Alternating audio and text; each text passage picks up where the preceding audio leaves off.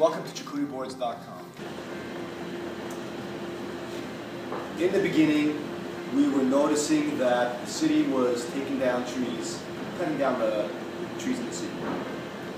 And we were wondering, what can we make with that material? What can we make with the logs that the city was cutting down? So we thought about it for a while, and we started to make cheese boards. As you can see, we made square, simple boards. Nothing truly special.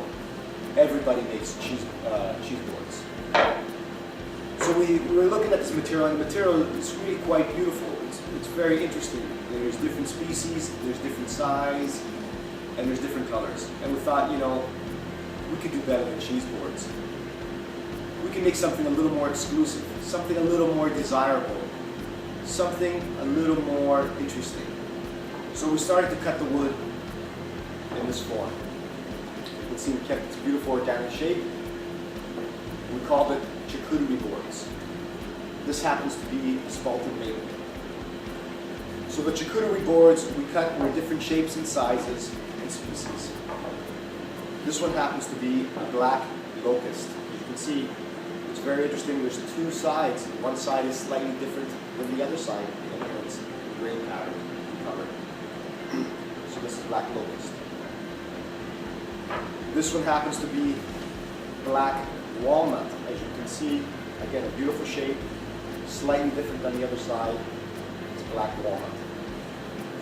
And we get much larger boards, even larger than this one. This one happens to be a birch. As you can see, again, beautiful shape, interesting shape, slightly different on each side, the grain pattern, the color, the characteristics.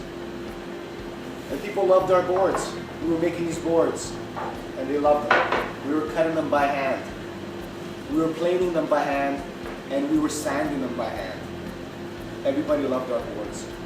There was a little problem. When we love our boards, we couldn't afford our boards. Our boards were too expensive. They were too time consuming. We couldn't afford to buy them. So we thought we had a hit. What do? Let's take down some of our time by efficiencies, by hiring out some of the work. Let's hire out the cutting. So we hired out a bandsaw mill, someone who can actually cut down the trees a lot faster than we can into shapes that are a lot more interesting.